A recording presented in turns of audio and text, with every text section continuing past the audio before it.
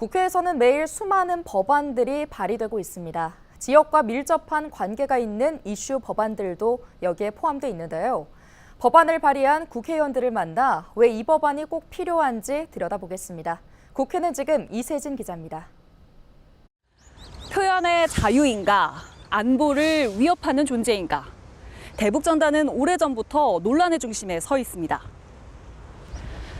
접경 지역에선 민감한 문제인 반면 대북전단 금지법은 헌법재판소에선 위헌 판결을 받았습니다.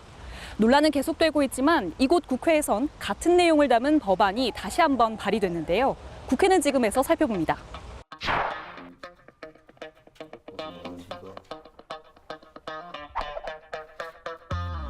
네, 이재강의 1호 법안 어떤 내용이 핵심인가요? 제가 제22대 국회에서 1호 법안으로 발의한 남북관계 발전에 관한 법률 일부 개정안 핵심은 탈북단체 등의 대북전단 살포를 사전신고를 의무화하고 관할 경찰서장이 살포 금지 통보를 하는 것입니다. 따라서 전단을 살포하려는 사람은 관할 경찰서장 등의 살포 시간, 장소와 방법, 전단 수량 등을 사전에 신고하고 관할 경찰서장은 구체적인 개별 사항을 고려하여 국민의 생명이나 신체 위해가 발생할 가능성이 높을 경우 이를 금지할 수 있습니다. 22대 개원 이후에 이제 들어와서 처음으로, 그러니까 가장 먼저 이 법안을 발의한 이유가 뭘까요? 남북 관계가 대북 전단 살포로 인해 더욱 악화되고 있고 이로 인한 피해는 고스란히 우리 국민들께 돌아가기 때문입니다. 실제 지난 5월 국내 탈북민 단체의 대북 전단 살포로 인해 북한에서 오물풍선으로 맞대응하면서 결국 정부가 9.19 효력을 정지를 시키는 상황까지 오지 않았습니까? 군사적 긴장관계가 고조될수록 접경지역과 수도권 국민들의 불안은 가중되고 일상은 위협받게 됩니다. 국가안보에 대한 국민 불안을 내려드리고 신체와 재산상의 피해로부터 국민들을 선제적으로 보호하고자 이 법안을 발의한 것입니다. 평화부지사 역임 당시에도 대북전단 살포에 대해서 부정적인 입장이셨던 걸로 알고 있는데 대북전단 살포 행위는 7.4 남북공동성명과 남북기본합의서, 판문점 선언을 위반하는 것입니다. 우리는 남북한이 합의한 내용에 따라 군사분계선 일대에서 확성기 방송과 전단 살포를 비롯한 모든 적대 행위를 중단했고 평화체제를 유지해 왔습니다. 이를 위배하면 누가 가장 피해를 봅니까? 바로 경기도민입니다.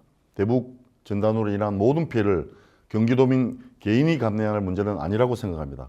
다만 이제 대북전단 살포를 표현의 자유다 이렇게 보는 시선들도 있습니다. 헌재에서도 같은 이유로 위헌 결정을 또 내리기도 했고 이에 대해서는 좀 어떻게 생각하세요? 헌법재판소 판결은 대북 전단을 살포하는 이들을 처벌하는 조항이 과도하게 표현의 자유를 침해한다고 본 것입니다. 오히려 사전신고 의무와 살포 금지 통보는 입법 목적 달성에 지장을 초래하지 않으면서 덜 침입적인 수단이 될 수 있다고 보았습니다. 제가 발의한 법안은 대한민국 헌법 제37조 2항에 근거하고 있습니다. 이 조항에 따르면 국민의 생명과 신체에 심각한 위험을 발생시킬 가능성이 있다면 이를 법률로서 제한할 수 있습니다. 때문에 표현의 자유 등으로 인한 위헌 소지는 없을 것이라고 생각합니다. 우리 지역민들을 위해서 다른 민생 법안으로 좀 검토하신 게 있거나 발의하신 게 있거나 이런 내용이 있다면 어떤 게 있을까요? 남북한에서 날려보내는 전단과 오물풍선으로 바다와 농경지, 주택과 도로의 쓰레기와 오염 문제, 또 개인의 신체와 재산상의 피해 문제가 발생하고 있습니다. 이에 재난안전관리, 옥외광고물, 항공안전, 해양환경관리 등 유관 법률을 폭넓게 검토하여 보완 개정을 진행 중입니다. 그리고 경기 북부를 비롯한 의정부의 지역 발전을 위한 입법도 준비 중입니다. 의정부는 다수의 주한 미군 기지가 있었고 현재도 반환되지 않는 기지가 있습니다. 여기다 수도권 규제에 묶여 제대로 된 지역 발전을 도모하는 데 한계가 있습니다. 의정부 경제 발전을 위한 교통 문제도 해결 방안을 강구 중입니다. 의정부 시민을 대표하여 주민들의 삶과 경제가 안정될 수 있도록 법안 마련과 예산 확보 등에 최선을 다하겠습니다.